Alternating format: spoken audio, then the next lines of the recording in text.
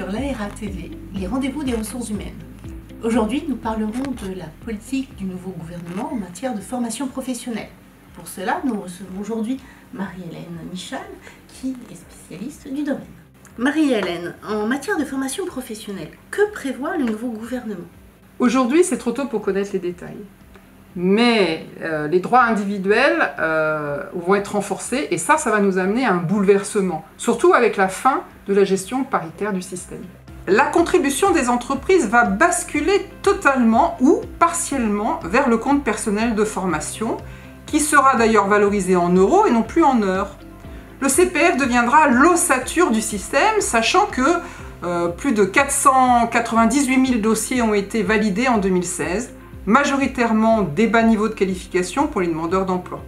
Bon, il faut s'attendre aussi d'ailleurs à la généralisation du bilan de compétences pour tout nouveau chômeur. De ce fait, allons-nous vers l'élargissement des actions de formation au titre du compte personnel de formation? Absolument, la formation ne sera plus forcément certifiante. La contrepartie de cette libéralisation sera le contrôle des organismes de formation qui, en plus d'être labellisés, devront afficher leurs résultats comme l'impact de la formation sur la trajectoire professionnelle du bénéficiaire ou bien le retour à l'emploi. Il faudrait aussi davantage lier CPF et conseil en évolution professionnelle.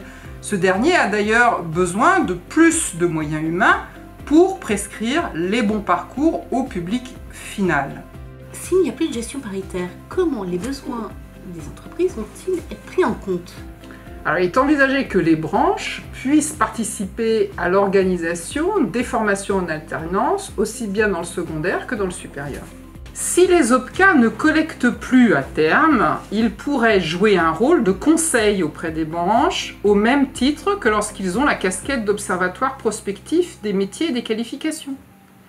Le MEDEF compte faire des propositions, y compris pour recréer des dynamiques d'emploi sur les territoires. Par exemple, les couvertures numériques, les zones cibles à allègements fiscaux pour attirer les entreprises. Pour résumer, plus d'agilité dans un monde en mutation.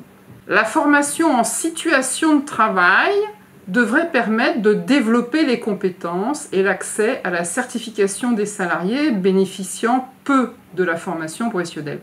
11 OPCA sont déjà engagés dans l'expérimentation FEST, formation en situation de travail. On nous parle régulièrement de la refonte des 2 contrats en alternance. Qu'en est-il avec le nouveau gouvernement? Alors, il faut savoir que le contrat de professionnalisation et le contrat d'apprentissage, c'est 600 000 jeunes qui en bénéficient. Et si on y ajoute l'alternance sous statut scolaire, c'est le double, autrement dit 1,2 million. Les questions qu'on peut se poser, 3 voies, est-ce que c'est pertinent? Un pilotage État, région, partenaires sociaux, est-ce que c'est raisonnable? Des financements différents, est-ce que c'est optimal? Comme l'indique Jean-Marie Lutringer, ce n'est pas la pédagogie de l'alternance qui est posée, mais celle du pouvoir, voire des pouvoirs. Des expérimentations sont en cours pour repousser les âges de l'alternance. Si la limite d'âge saute, cela amènera à un dispositif tout au long de la vie professionnelle. Enfin, il reste la question suivante. Si les branches professionnelles pilotent une alternance unifiée et simplifiée, est-ce que les entreprises vont s'y engager plus facilement? Marie-Hélène, merci de toutes ces précieuses réponses. Pour approfondir cette thématique, retrouvez-nous sur laera.fr. Merci de nous avoir suivis et à bientôt pour un nouveau rendez-vous RH. Au revoir.